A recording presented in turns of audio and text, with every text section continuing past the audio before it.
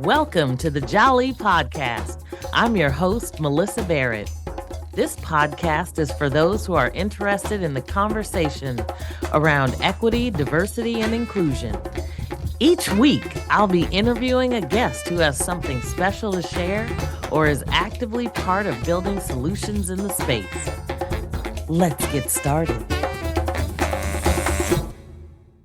Many of you may not know this story, but I thought it was interesting because there are so many people that don't know the story. When you talk about Port Chicago 50 or the Port Chicago disaster, many people think we're talking about something that happened in Chicago. And yet we find that Port Chicago was in California. And you will hear me talking to several individuals. They will introduce themselves at the beginning so you get to know their voices. And they not only are going to talk about Port Chicago, but they are going to talk about the East Bay Regional Parks District, as well as the Black Employee Collective that they created. It's a fascinating story of how the Black Employee Collective came together at the East Bay Regional Parks District and the intention and purpose that they focus their efforts on. So I wanted to bring you this conversation because I found it so interesting, not only for just helping people understand the Port Chicago disaster, but also regarding what we can do as an employee collective, an employee resource group potentially. And you'll hear from them on kind of why this was a focus for them. So tune in, check it out, and invite yourself to understand what was happening at that time. And now here we are 80 years later, and people are still just finding out about it. I can't tell you how many people I have come across that don't know anything about Port Chicago. And for those that know a lot about it, you will find they don't really want to talk about it. But it is important that our stories are told. And so at the Port Chicago Naval Magazine near Concord, California, the naval base was racially segregated. And remember, this was Jim Crow segregation policies that were being strictly enforced. So although African Americans were signing up for the military, they really wanted to participate, serve their country. There were lots of things going on that you will hear. I am, of course, once again, so excited to have this week the Black Employee Collective for the East Bay Regional Parks District. Woohoo! That's a mouthful, y'all. So I'm excited to talk to you all, first of all, about the East Bay Regional Parks District. And maybe you can tell us a little bit about that. And then I want to hear a little bit more about the Black Employee Collective, because you all are just amazing women doing amazing things. So who wants to start? Well, I guess I am, since nobody's saying anything. All right, Sabrina. I am Sabrina Pinell, and I work for the Park District, the East Bay Regional Park District. I've been here for 17 years, and currently I'm a senior executive assistant in the Acquisition, Stewardship, and Development Division. Yes, that is a lot of words, but in our division, we're acquiring land, getting land donated to the district, building trails, designing trails, planning for new parks, stewarding the lands, keeping up with habitat, and watching out for the little, endangered species mouse that are maybe this small, to a really rare plant that might grow in our lands that we have to keep and monitor and keep track of, as well as building and designing and constructing a staging area.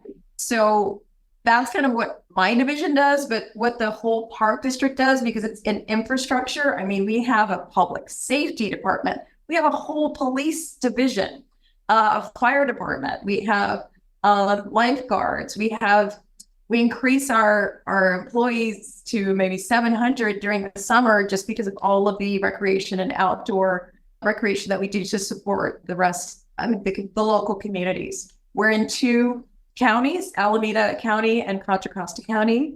We have over 125,000 acres of land and 1,200 miles of trail. And we're pretty big. I mean, I remember finding out about the district the first time. It's really embedded in the community, and you could grow up going to them all your life, but never know that this big district agency is behind all of it. And I mean, state parks have looked to us for good ideas on innovation, on how to make state parks better, because we manage our parks so well. We are nationwide and well known, and even acknowledged by the president's office. And speaking of president's office, the Obama office actually has come out, as well as the Secretary of the Interior, to visit some of our parks. So I'll leave it there and pass it on for one of you. Okay. Yes. Okay. Hello. Thank you, Melyssa, for interviewing us. We're so excited. My name is Yolanda Barial Knight, and I am the clerk of the board at East Bay Regional Park District. And I have been here 32, I think longer, I'm just going to say 32 years, and working in the park. I started out as working in public affairs as the membership coordinator. And over time, I just kind of moved around the agency until I ended up in the clerk of the board's office. And after a couple of our clerks retired, I interviewed and got the position. So I've been the clerk of the board since 2015. Now, what is the clerk of the board? When I say that, sometimes people just go, okay. I am the person that you see when you go to the city council meetings, any city council meeting, that is sitting there transcribing or just sitting there, making sure that everything goes okay with the meeting. That's pretty much what I do in terms of public facing. But what my office does is we support 7 elected officials from throughout Alameda and Contra Costa County. They meet twice. We have 2 public meetings every month, and then we have standing committee meetings. So currently we are staffing about 70, 73, 74 meetings annually. And so I have a really small but dynamic office. I have an assistant clerk, Deborah Fuller, and then executive assistant, the woman with the mostest, the best woman in the world, Yulie Padmore. And then the clerk's office is the maintainer of all of the district's records. So we maintain the record retention policy.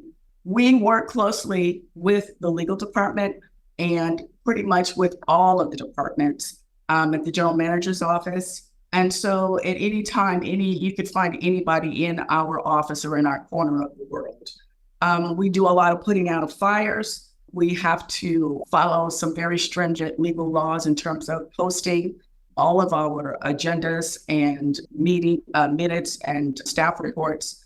And that can be cumbersome because we're dealing pretty much with the entire district when it comes to that, because we're getting information from all different corners of the district. And because we're not really in one place, sometimes that's challenging. But I really love working here. And I believe in the mission of the district, which is to make sure that we practice an environmental ethic, and that we also make sure that these lands are here for in perpetuity, if that's the right word. And so I think we do a good job with that. So that's what I'm going to say for right now. Great job. These lovely ladies, they're a hard act to follow. So Yulie Padmore, thank you, Melyssa, for having us on your show. I work with Yolanda Barial Knight. She's my boss. I'm new to her office, just started this year, I guess, so like a few months. Previously worked about 8 years in government and legislative affairs and established different relationships within Contra Costa, Alameda County mayor's offices. So at a local level, state level, and a federal level. And yeah, and of course, these lovely ladies here are, you were talking earlier, Melyssa, about some of the work that you're going to be doing this month for Women's History Month and women empowering other women. These women right here are women that I truly honor and respect, and that, like you were saying, this is going to be an emotional month. But yeah, these women empower me to do a lot of the things that I would think was not possible. And I'm sure we're going to talk about that a little bit more, but I've worked for the Park District for almost 13 years. Like Yolanda, I've kind of moved around. I've seen great things happen, and I've seen the Park District work through adversity. We're not perfect, but we do try. And generally what I can say, and what people mostly say when they start here, is, wow, everyone that works here is so nice. And I don't know if that's related to the fact that we have like this environmental ethic that both Sabrina and Yolanda touched on, or what, but if there is a dispute, it's kind of sweet because it's someone fighting for climate change more than someone else, or you know what I'm saying? So it's pretty, they're pretty good people. And so, yeah, so that's kind of my take on the Park District, and we're a changing and growing organization. And yeah, just so happy to be on the show. Obviously, there's a lot of history in the East Bay Regional Parks District, but how did this Black employee collective get started? And it's the first ever of its kind, the Black employee collective. There hasn't been one ever in the Park District. The Park District was established in 1934, and the Black employee collective was established in September of 2020. And basically what happened is 90 years, as Yolanda was saying, hoping to be in perpetuity, like forever, and forever have these lands conserved and preserved for everybody's enjoyment. Anyway, so it all started with, I get an email and they're saying, oh my gosh, you need to check out this committee meeting that's going on right now. We're like, what? There's a board committee meeting going on, and all of these people are coming from the public, really concerned about the naming of this park in Concord, California. And I'm like, I don't know, like, what's going on? And they're reaching out to me, and I didn't realize it was because I was Black. I was like, oh, what do you mean? Like, wait, okay, now I really want to know what's going on, right? Yes. And so when I started reaching out to my girls, and then we started talking about it, we ended up talking till 2 or 3 o'clock in the morning about this park name. They had decided to go one direction when most of the public and everybody else assumed it would be Fort Chicago, because that's where the explosion happened in 1944. Where else? What else would you name this park, right? In honor of the 50 soldiers that risked their lives, went up against the court. I mean, this is a whole long story, but I first got introduced to the story back in 2014 with one of the planners. But they were having a big festival that year where they were inviting authors, new authors that just released a book, this book right here, The Colorful One of the Red. And they had just released, Steve Shankan had reached, what's it called, the Mutiny, or Port Chicago 50. Port Chicago 50. And it was like a teen version of the book. And so I was out that year when he was there and he was signing his book. So I got one signed for my son. I was all excited.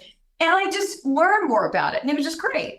But when this came back up in 2020, we're all shelter in place. We're all stuck at home.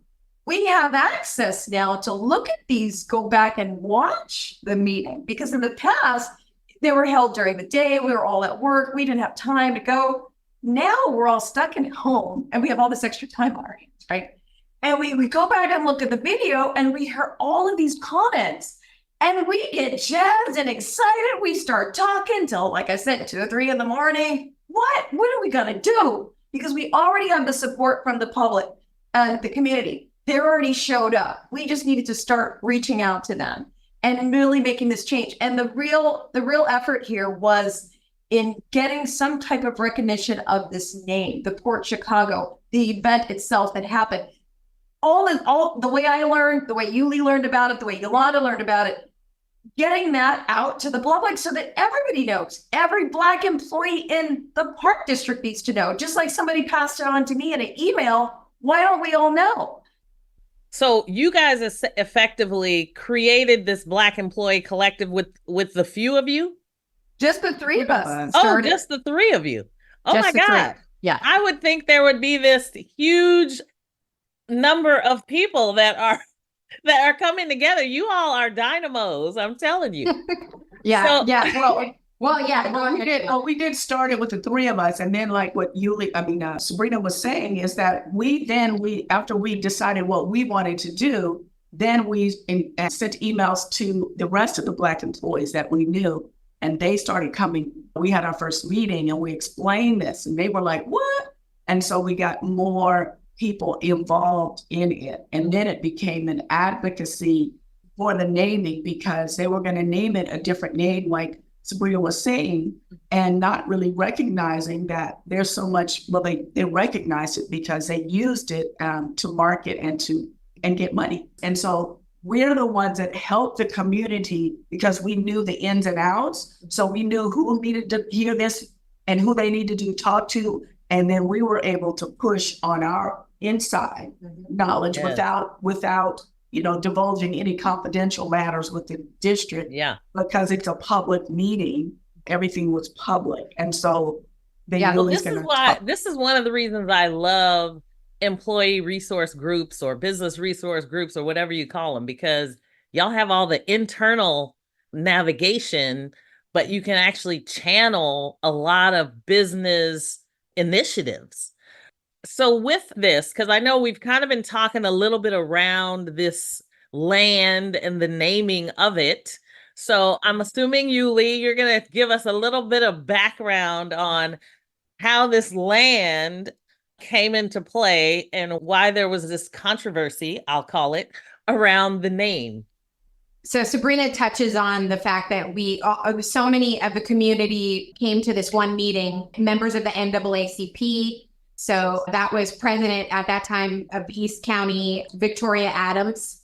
We had Citizens for Historical Equity, incredibly beautiful speakers that showed up at this meeting And had already started a petition.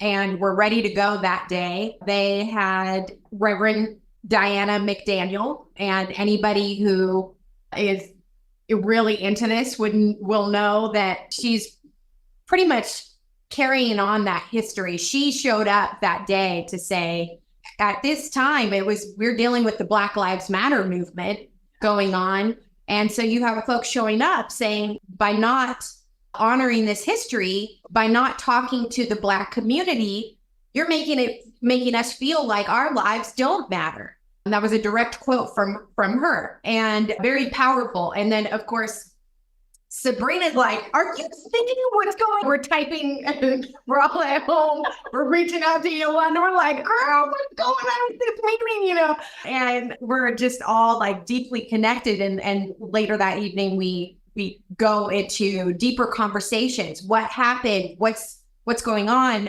We thought it was going to be named a general name. So the general name that we thought it was going to be was Concord Park, Concord Regional Park, which is not controversial. Like, how do you debate that? Blah, blah, blah. Right.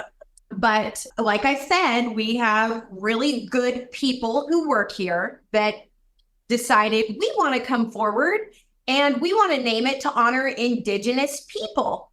Yay. Okay, that's fine. But how, as a Black person, do you say, no, don't name a park after Indigenous people? So what we recognize is by doing that, you're creating an environment that is pitting people of color against one another, because there is no regional park to honor local history. And for Black regional, this is Black regional history. And so we were all connecting, and we're late at night, we're trying to figure out all the details. And it wasn't easy. It was a 9-month. Yeah, and so the planning department did a couple of surveys out to the community. And so we even delve even deep and start looking up those surveys online and said, oh, what What were the options? What were the multiple choice options that people had to choose to pick a name? And Port Chicago was not even an option. People were filling it in as an other or a fill in the blank, but there were more fill in the blanks of Port Chicago than there was of some of the items that they had as a third place or second place. So wait a minute, it got lost in translation. So like we were just coming to bring this resurgence, especially after the NPS superintendent, one of the superintendents, Tom Leatherman, was there even speaking up for recognition of this explosion. And so back to the actual event. So when we started here in Port Chicago, we're like, okay, so this happened in Chicago, right? And like, no, they called it the Port Chicago in Concord, California. What? Right? And that was just the name of the port. What was in the town of Port Chicago? No, right. So this land is connected to the Port Chicago in Concord. Yes. Okay, That's I just want to make sure everybody's with me. Yeah. So a lot of people, even now, when you say something about it, they think you're talking about Chicago. Yeah. It's in Port Chicago in Concord, California. And so the Navy owned the land and the Army owned the base. So right now it's still an active Army base. And what they did was the Navy ended up giving, the district gets a lot of land by people giving it to us. So they gave it just because they didn't want it anymore. And because it had all kinds of problems that they needed to fix. And that was when they started shutting down all the bases. Remember when they were doing that? But anyway, so they gave us the land. So the land had been just sitting there forever. And it still had bunkers on it where they had put the bombs and the railroad cars and railroad tracks and all of that.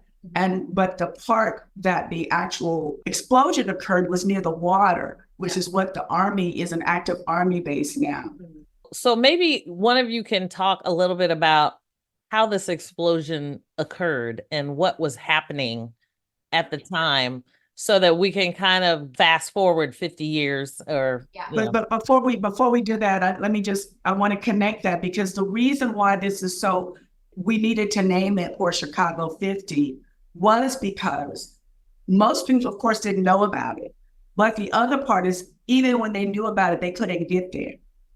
Because in order to go into any kind of naval facility, you have to have your credentials checked and all of that. Most people don't know that it's even there. And then in order to get there, they have to go online, they have to fill out application, they've got to send in their driver's license. And most people don't have time for that. So I don't even know how to do that. And so the land, which is what the district owned, would be the place where we would actually interpret what happened at the port. Mm-hmm. And therefore people could still come to Port Chicago, to Thurgood Marshall Regional Park, home of the Port Chicago 50, and get that information about the actual explosion. Yeah. So the actual explosion happened in 1944. Okay, so there are two parks, right? There's the Port Chicago Naval Magazine National Memorial. That is where the explosion took place. Then there's the miles away. Okay. So, and then you have what was Concord Naval Weapons Station is what they were calling it, but was also a Port Chicago Naval Weapons Station in the 50s and 60s, which a couple of the members of the public said during public comment. And they have the bunkers and munitions and things loading in within that base. And so just to I want to touch on this a little bit just about the naming, because as Yolanda said, it takes 2 weeks for someone to fill out an application to go see this location. And I will share the history, of course, of Port Chicago, but it takes 2 weeks. So you have to provide identification. So imagine if you're a formerly incarcerated person. Imagine if you are a person who is documented, just the comfort level that it would take to learn about this history. And so we knew that they were going to tell this history because that was a part of our land use plan. And we're saying, we're going to tell this history. We talked to the Secretary of the Navy. We're talking about these men. We're talking about the Port Chicago 50 and everything that occurred. So as a group, we knew, okay, What does that mean? That means they're going to receive grants with this history. They're going to receive donations, different kind of opportunities that come with this history. And so the importance of naming it Thurgood Marshall Regional Park, home of the Port Chicago 50, that importance, in addition to the fact that because our board of directors wanted to name it Chukon Territories. And so we say, okay, yeah, we would love for you to call any park Chukon Territories.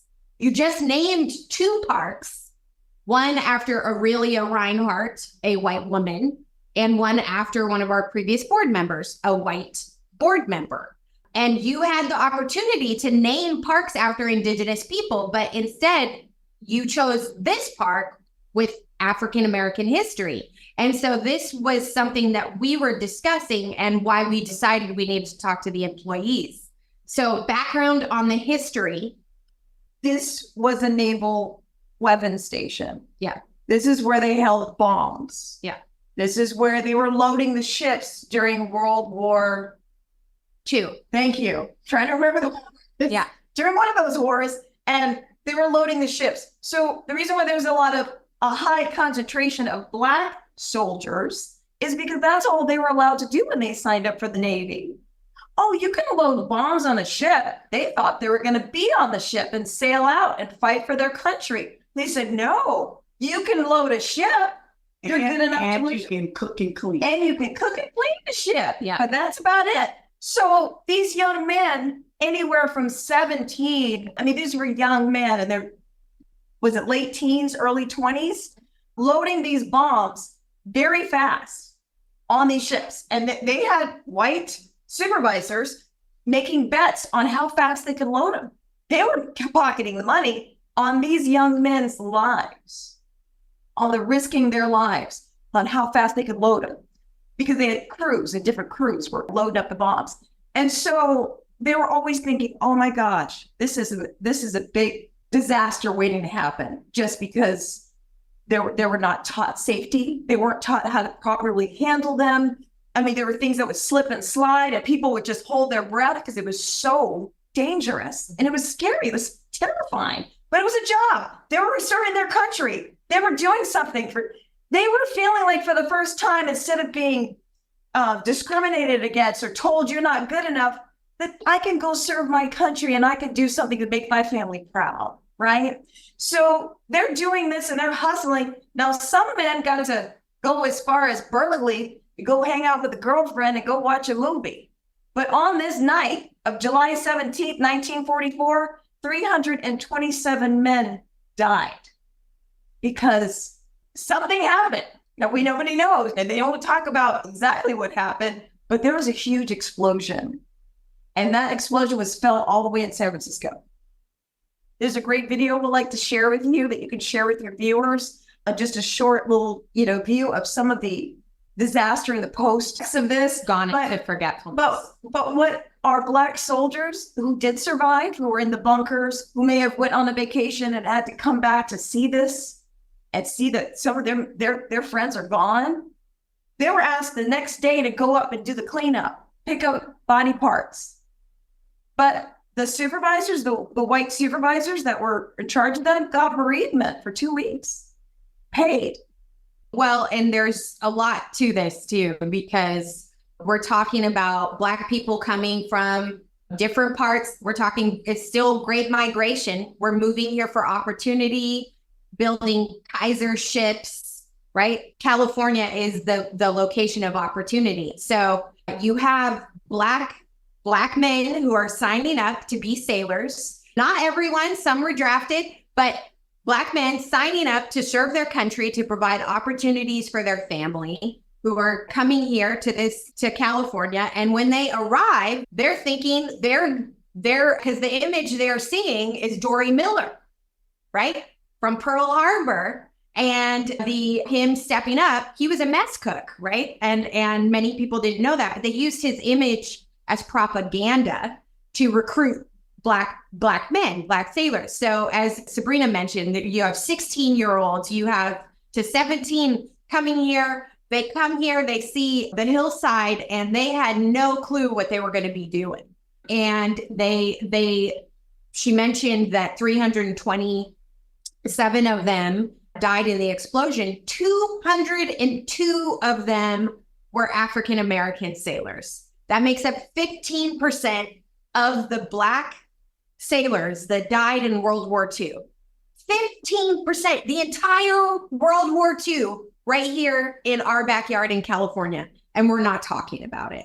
And we were just hearing about it. I learned about it for the first time. Sabrina was saying she learned about it in 2014. I learned about it for the first time in 2015. And this really friend of mine, white boy, Brian Holt, comes by and he says, Yulie, have you ever heard about this history? You need to learn about it. And I mean, I was learning, but I hadn't learned the way that I learned about it in 2019. But yeah, so the explosion ultimately happens. There being, and nobody knows how it happens, but we kind of do, right? Because the men are being bet on like they're race horses. Who can move the fastest? Because it's World War II, we need to get these bombs out. And you look at all of the people who are loading and moving the munitions, they're all Black, okay? Like all of their superiors were a distance away. They couldn't even use the restrooms, right? They weren't allowed to use the restrooms. They're loading munitions. They're writing to local attorneys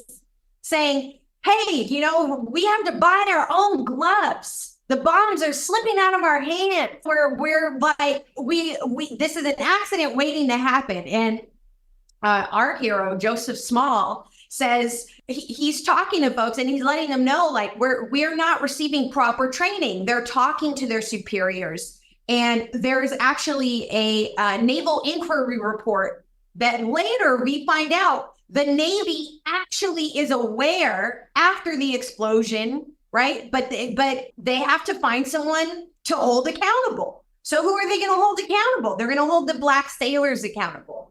And the trauma of that event of picking up the body parts of your comrades in baskets going around, you're doing the cleanup. And then after you spend all this time, you see that your superiors are getting a 30-day leave and you're not getting a 30-day leave. They're sending you now to Mare Island over in Vallejo. And they're saying, well, okay, now you're going to get back to work, right? And they have a pathway that they can take, right? It's this pier. And if they go left, they know that they're going to be asked to load munitions. And if they go right, then they know they're going to be doing some other work. So instead, as they're directed to continue and go left down this pier to load munitions, they stand together and they stop. And that was 252 of them, 252 men who stand together and they say, well, we're not gonna do this. And I don't even like using the word refused, because here we are 80 years later and people are acting like these men were committed a crime, or that they didn't obey an order or whatever. But the order itself was unlawful, right? So you have Title 46 happening at the time, and Coast Guard is telling the Navy, hey, Coast Guard, hey, Navy, you're in violation of federal law. These men need to be properly trained. They totally ignored this, and they don't know this at the time, right? And it makes you wonder, just really quickly, just to interject, these 252 men were all Black. And is anybody concerned with their safety? Was it because of the color of their skin? We can only ask the question. Go ahead. Yeah. Sorry. Yeah. No, I mean, we know it was we probably know the the answer.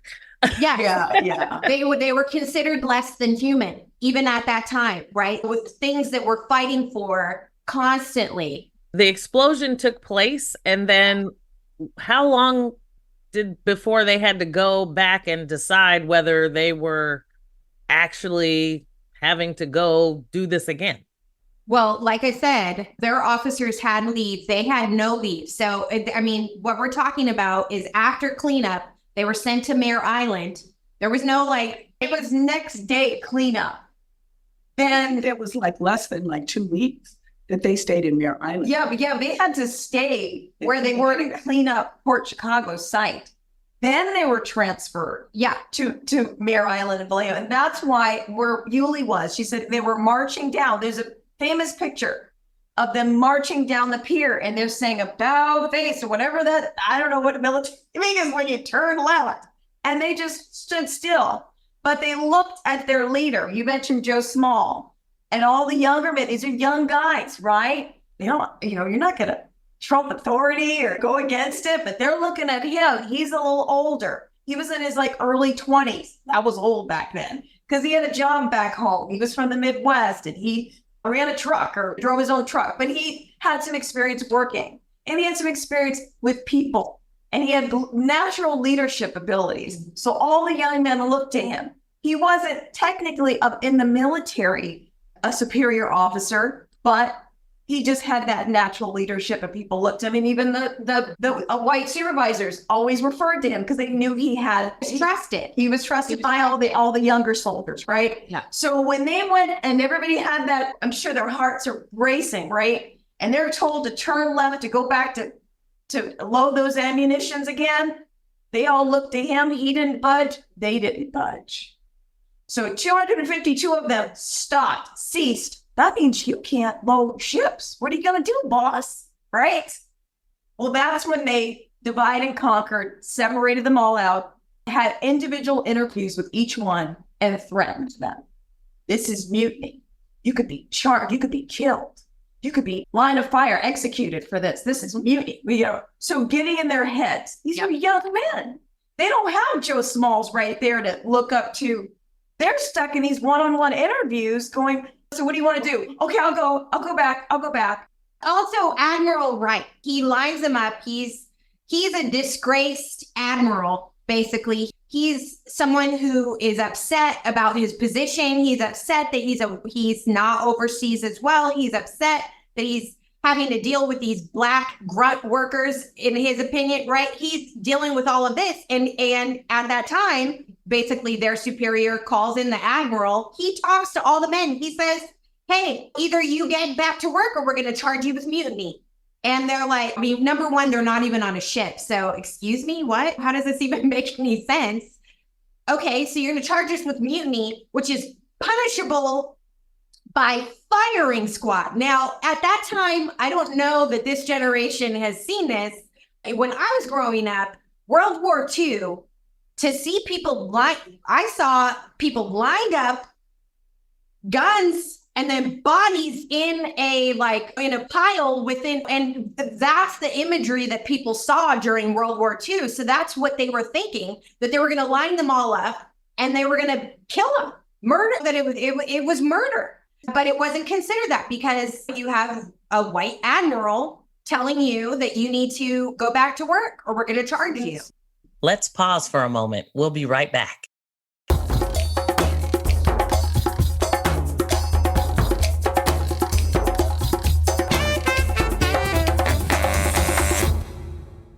Once they get to the point where when they are actually down to like 202, they were able to get the other 48, that's it. 50. No. Oh, you were talking about, the other ones to go back to work. And they kept them on the barge. Yeah, the 202 refused to go back to work. And because, as I think Yulie or Sabrina was saying, they had already been advocating for safer conditions. I can't remember exactly how, because we're going to have to move it forward. Thurgood Marshall, who was the lawyer for the NAACP at the time, a young lawyer, actually got involved. And then he ended up coming down Concord and kind of like advocating for the men in the way that he could, because of course he wasn't able to try them or to represent them. Was the newspaper in Pittsburgh.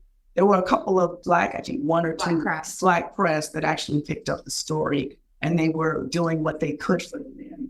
So they ended up having a trial, and the trial didn't last that long. It took 90 seconds per person. Yeah. 90 seconds. They had five attorneys, and 90 seconds per man. And that's part of the dispute that we're having right now. Is it guilty, guilty, guilty, or what? Yeah, they were all What was found the guilty. 90 seconds for? I believe they actually even went to lunch before Mhm. the attorney, the white attorneys. Yeah, the deliberation wasn't very. Went to, Yeah. went to go get something to eat, hang out, and came back in. So they found them So guilty. yeah, all of the attorneys were white, young white men, and they were in the Navy. So the legal counsel had to be in the Navy. So even if Thurgood Marshall were able to come, he couldn't because he wasn't part of the Navy. So all he sat We weren't officers then. Right. exactly. So he sat with the press and just observed. But the only way we could get things out back in the day was through Black press, right? Through our own periodicals, getting it out to the community or speaking in big crowds and getting the word out. So he was really doing the advocacy and just letting them know what was going on in the courtroom and how it was an injustice. His famous quote for Chicago is he said, it's not the men who should be on trial, but it's the Navy who should be on trial for their vicious policies. Because like Sabrina was saying, he came out here, he talked to the press, he met with each of those men one-on-one. He cared about it. He filed an appeal, which was rejected. And for years in the Bay Area, we were saying that that was a failure, that his appeal was a failure, but it was his appeal. Had he not filed that appeal, it wouldn't have reached the desk of Eleanor Roosevelt or James Forrestal, then Secretary of the Navy. And so all of this work he had to do after they were charged. Fast forward for me, because we know that these men were essentially guilty of what they called mutiny. Charged. They were charged with. And we say this wrongly convicted. Wrongfully convicted. That's what Okay. we use. That is Yes. messaging. So they were wrongfully convicted. And Yeah. and I want to be clear on this, because I think there are so many layers to what this story talks about. I mean, the deaths of not only the initial explosion, then to have to go and pick up your friend's body parts, and then to have to go back to work almost immediately and make a real decision about your life and where you stand, and then to be charged and convicted. And now, and I know just listening to some of the stories when you all came and spoke at the NAACP meeting most recently, there's a lot of people that were around at that time, or even maybe part of the Port Chicago, that will not talk about it.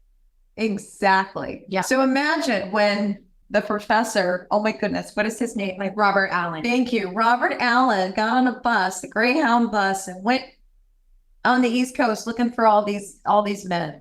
And he wanted to hear from their mouths what really happened, right? The book So, is called for the The ones- Port Chicago Mutiny. Yes. And that's his book, Robert Allen, The Port Chicago Mutiny. And he went around on a bus traveling, imagine back in the 80s, traveling around, finding whoever he could find. They were ashamed. They were embarrassed. Some of them had never told their family these stories. He was able to share it with another Black man, right? Because Robert Allen's going around and he got their stories. He collected their stories and he created a book in their honor. And to this day, they are still not honored. They were dishonorably discharged. They haven't told their families to this day. In their death, they're all gone now. To this day, their families can't even, like, for the honor, I'm sorry, the bravery it took to stand up against that, to risk your life. And they get no honor in their life for it. It's as if they exploded with the rest of the 327 men because their memory is not being honored.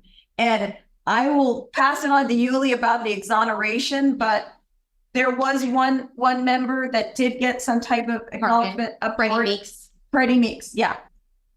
They were not honored, but they will be honored. We are going to make sure that they get honored. That's not just us, but all of the stakeholders that are in the community. And some of them are white, who we're working with now, the Contra Costa Bar Association for Chicago Task Force, whatever it's called, the task force. And so they will get on. The goal is to get them pardoned, exonerated this year. Yeah. And so we've got a few more months. We're really working hard. And this just to set the stage, this is 50 years ago? 80. 80 years ago. So this is their 80th anniversary. Oh, and I don't know if you remember that the explosion. During the NAACP meeting, you weren't at that. Gloria, remember Miss Johnson talked about her uncle. Her brother-in-law. Brother-in-law didn't even know that he had been there. And why they didn't realize why he acted like that. He was ashamed and he was depressed and all of that. So you met someone recently too. I met another guy and that knows somebody that I'm going to work with. I can't remember his name right now, but that who had an uncle or something there. But that's the thing, is that there's so many people who are connected to this story who don't know about it because their family members didn't talk about it. I don't know about y'all, but I mean, my grandpa, he sat in a chair. He never said a peep. You know what I'm saying? Yep. He never said nothing. He sat down. He kept all, and I know he was the vet.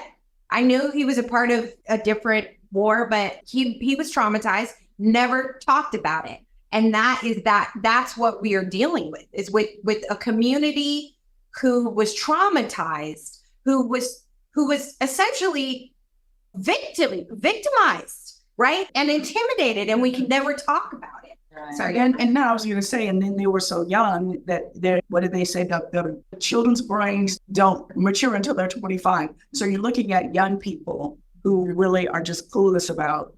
They've got this pie in the sky idea about their lives and what they can contribute, and to be demoralized like that. And so then here we go with I think they served Eleanor Roosevelt, kind of pressured her husband, who was the president, to get them out of prison. So they didn't serve, but 15 to 16 months at the most. So it was a range. There was a range. Yeah. So they were all out, but then they were allowed to come back into the military, but they were demoted. Lost their benefits. They lost all their benefits. And they also lose Wages. Some time, 2 or 3 months worth of wages. Yep. And then they were dishonorably Yeah, and that was, of course, with many of the 252. So they were of the 202 that were turned, and some of them, by the way, because I learned this recently, Carl Tuggle was actually one of the members who wanted to join them. So he considered himself, but he was kept on the barge. He was not allowed to be a part of it. So my guess is they probably were like, we can't have more than 50, I mean, there's a chance there were more than just Carl Tuggle on the barge who were being kept there. But I think there were less. Remember, they had 48, and they grabbed 2 that were in the hospital or something, or had some kind of injury, to make it an even 50 or something like that. But they wanted to make a nice round number. They wanted to make and then you have stories from Black people. Carl Tuggle, who was like, I wasn't allowed to leave the barge, and he wasn't so there's a lot of history there. There's a lot to a lot we may not know still. There's a lot we don't know. That's what we do know. We know that there was a lot and that is our story. Much of our story is not told. It's not told. This is one of them. And I mean, I lived in California. I'm like, when I was growing up, people called this the bubble.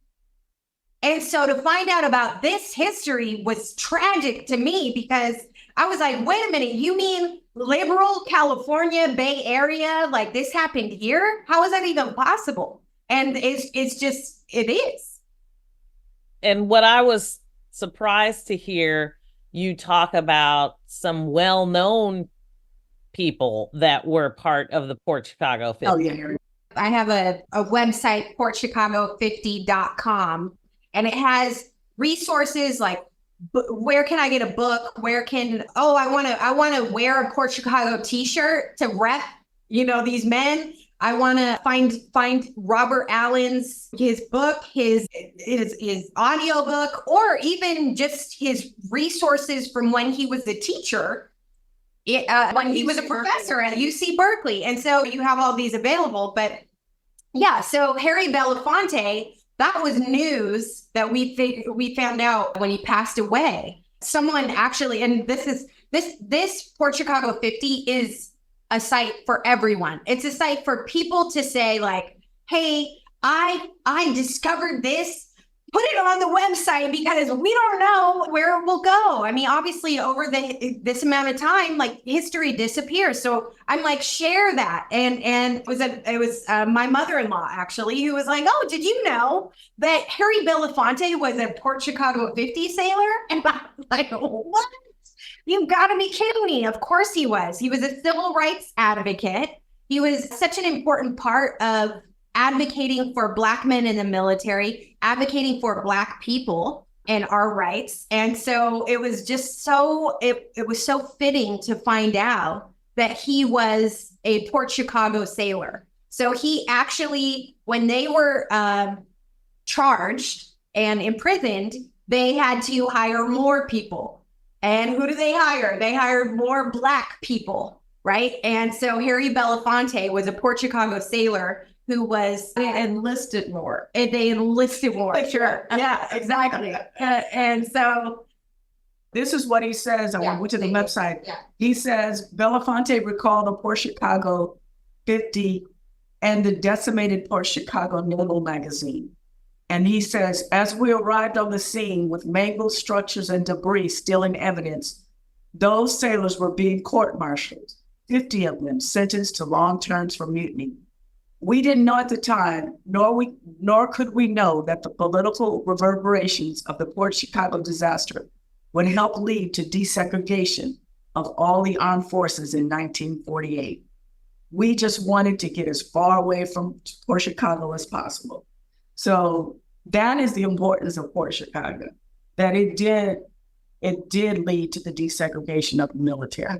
And at this point in time, it is incumbent upon us, everybody that knows anything about this or anything historical, to open up our mouths and speak, because our parents, our grandparents, our great-grandparents were not allowed to do that. And like Yulie was saying, my grandfather did the same thing. He never spoke, never. It would be a whole bunch of us in the house or whatever. He sat there. I mean, he had 6 children. One of them was my father, but stoic. And it's like, imagine all the trauma that our men had to deal with. And even to this day, To get past his generation. we're traumatized as a people. So they are going to get their just due.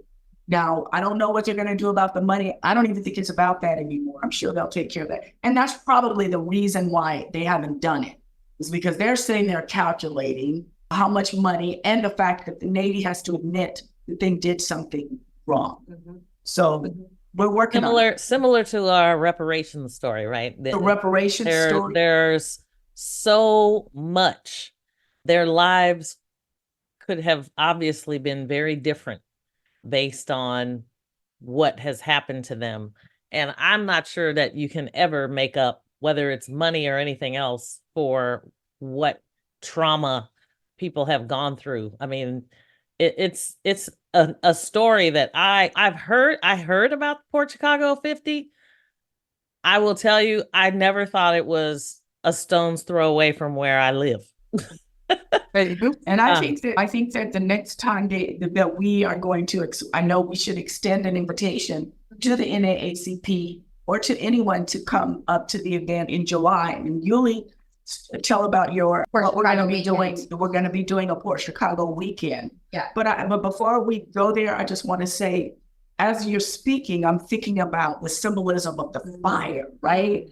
And it's like, when you think about every single time that the Black man starts to achieve anything, The white man burns it down. Think about every single city that's been burned to the ground, bombed the minute Black people start to achieve anything. That's what's happening in Oakland.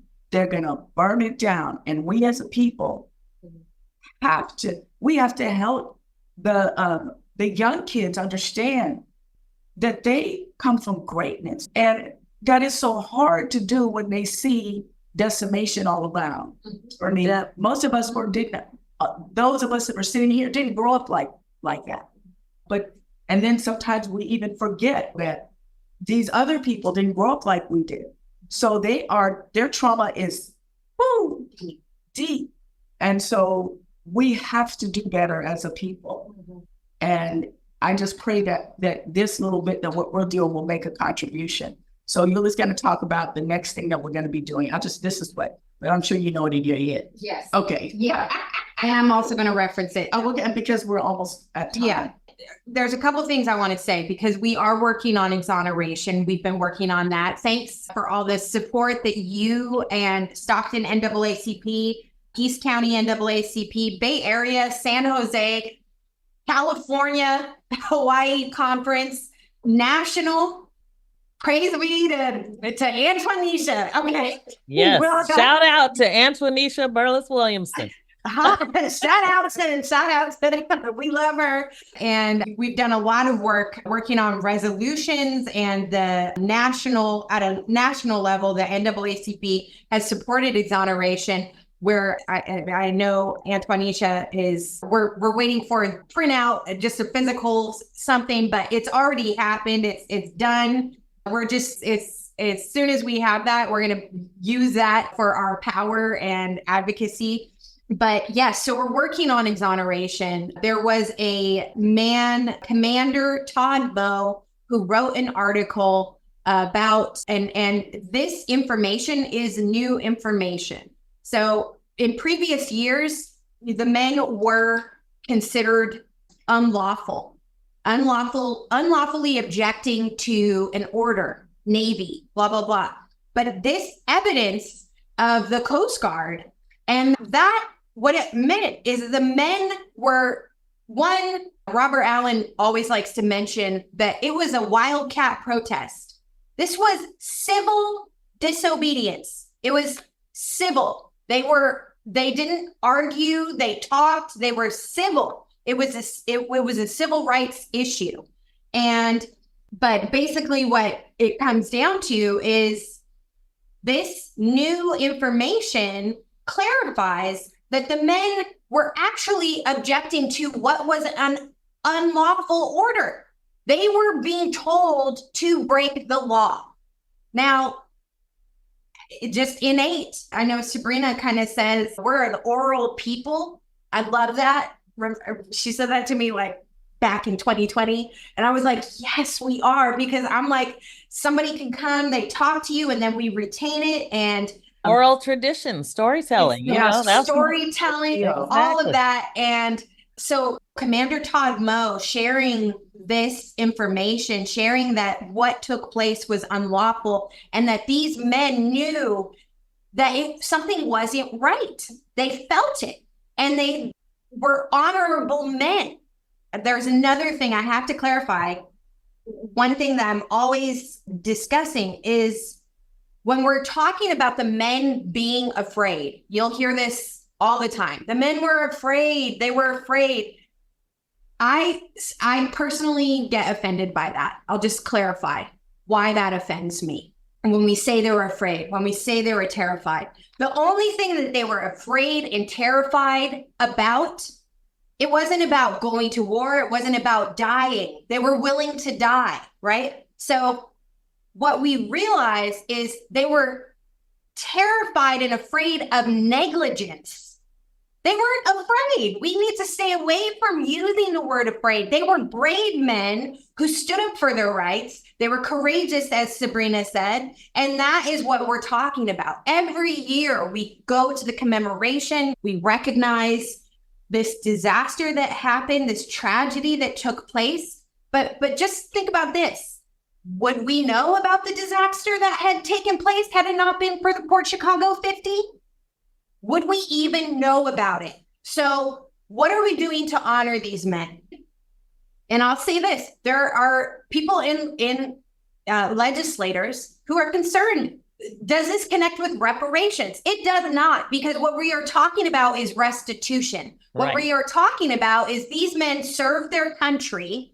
Reparations is a totally different thing, though. I mean, I'm just saying, no, yes, to be clear. Yes, we need that. Yes. But that's a totally different thing. But this is restitution. They worked and they did additional work in addition to going through whatever enslavement things that we dealt with. In addition to that, they served their country, and we need to honor that and give them this exoneration. That's what we're working towards. So Freddie Meeks, and I'll get to that. Freddie Meeks was pardoned in the 90s by Bill Clinton.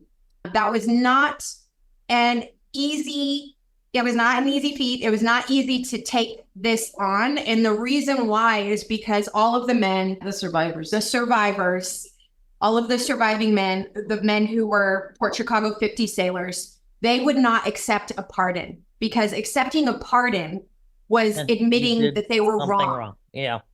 So they were saying, we're not going to accept a pardon because it's the Navy that owes us an apology. We are not going to apologize to the Navy when we were treated poorly. Now, Freddie Meeks accepted the pardon, which had to be extremely hard to do, because you want to honor this position with your brothers. You want to have their back. But instead, he had to accept a pardon to keep the press, to keep that conversation going. The memory alive. So Yeah. And so with the pardon, having the pardon with Freddie Meeks, it's not the end. Because of the exoneration, the work that he did moved us forward so that we can now talk about exoneration, so that the Contra Costa Bar Association can talk about the fact that these men deserve to be exonerated. Just to tell people, go to portchicago50.com. Yes. Yes. There's so much information that you all have put in here that is amazing in terms of the city's support for the Port Chicago 50. California. Yes, the NAACP, Vice President Harris, a resolution from Congress. I mean, the story goes on and on. I'm honestly just amazed at the work that you all are doing as the Black employee collective, because let me just say, you all three have day jobs, and this is like what you do on the side. Well, like you.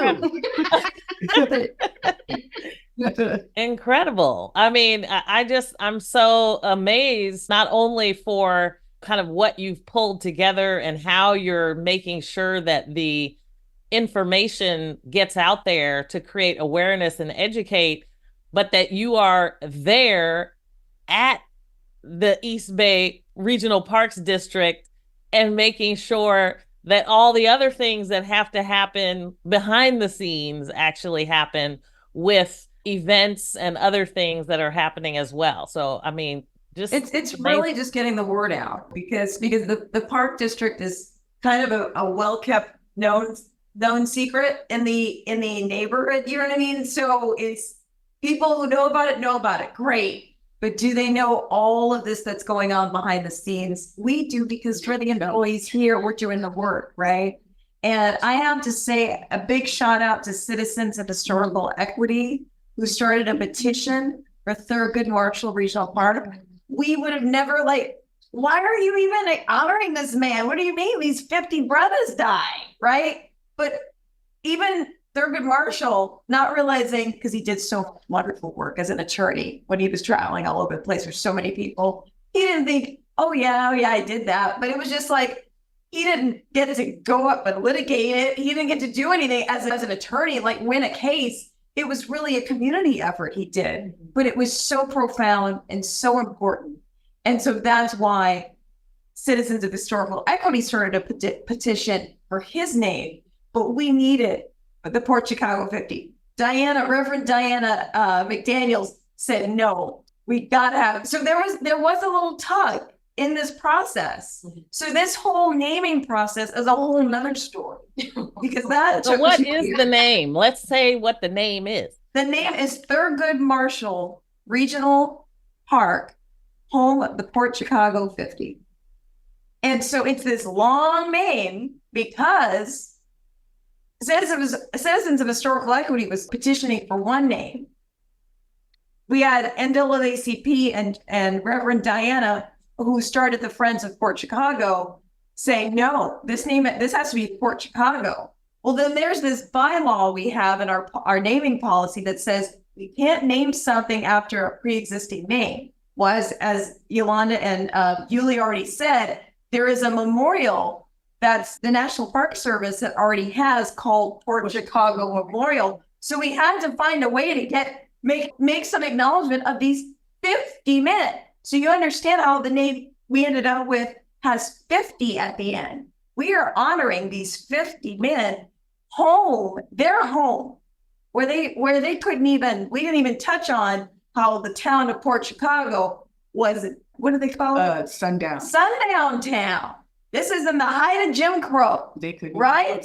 They couldn't go. Don't have your brown skin black butt anywhere in this area after a certain time. After dark. Or who knows what's going to happen to you. They are soldiers of the United States military, and they got to deal with this.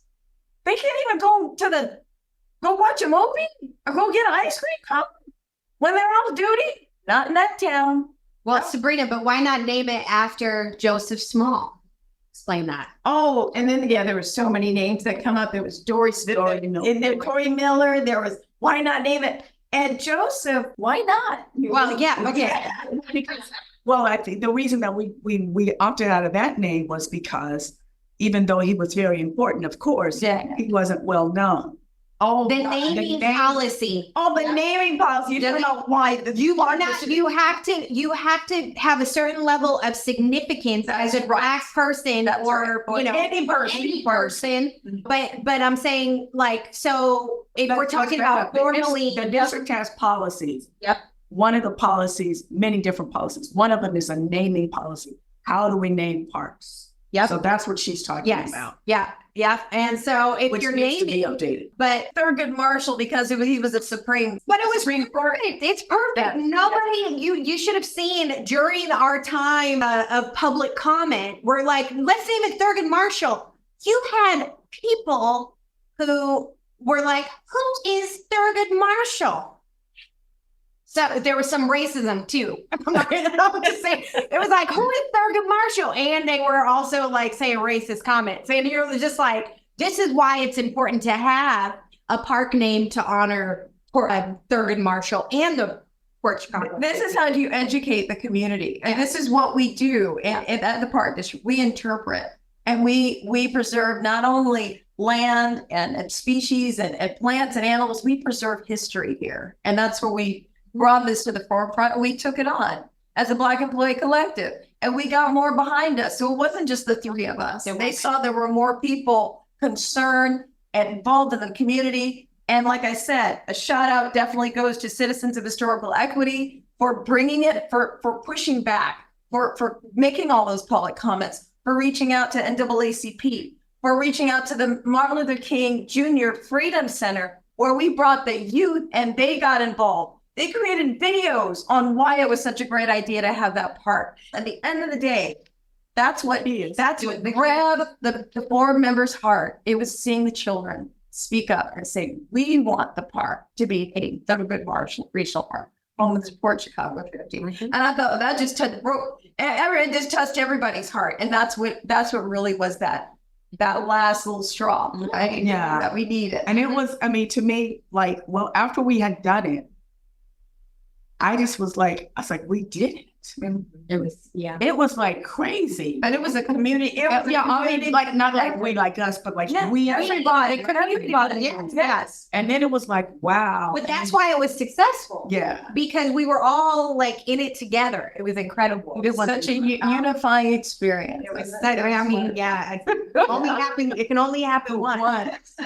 No, don't. Let's get this exoneration. Okay. That's gonna happen. Not Yes. gonna happen. Well, okay, Well. and here's what I want to say. That is going to happen, but that's going to happen with everybody having our back and coming in and helping us to exonerate, letters of support, resolutions. You know, a political figure, you know, somebody in the news, let's get them talking about it. That's the way that it's going to happen, because this has been going on for 80 years. And so, and I mean, you ask Reverend Diana how many times she thought it was going to happen. So I don't believe yet, I believe. but I believe. she's right. We believe, I think we believe to the point where it's like, if it doesn't happen this year, then every year hereafter, we're going to be outside of the park holding signs. So something's got to happen, because it's either get it done, or eventually it's going to be every year. We're going to have, it's going to be like the Port Chicago 50 version of Black Joy. You know what I'm saying? I'm like, do we have a Black Joy partnership? Are we going to Black Joy protest, celebrate desegregating these Black men who desegregated the military? Let's do it. We got to do it together, you know? Yeah. Yeah. I love it. I love this. Well, thank you all so Thank much you. for Thank you for joining me. having us. It's such a story. It's such a historical moment for people to understand. I love celebrating people. I love celebrating especially women who are doing wonderful things. And you all, Black women, the Black Employee Collective, are serving so much more than just the East Bay Regional Parks District. So we thank you for the work you're doing in the community. And I can't wait to talk to you all more, because I think there's so much more to this story, and there's so many layers to it that I know y'all are going to have to come back and connect with me again. Thank you guys so much. Thank you. This has been quite the journey. So Thank you. Thank you, Melyssa. Thanks for joining me on the Jali podcast. Please subscribe so you won't miss an episode. See you next week.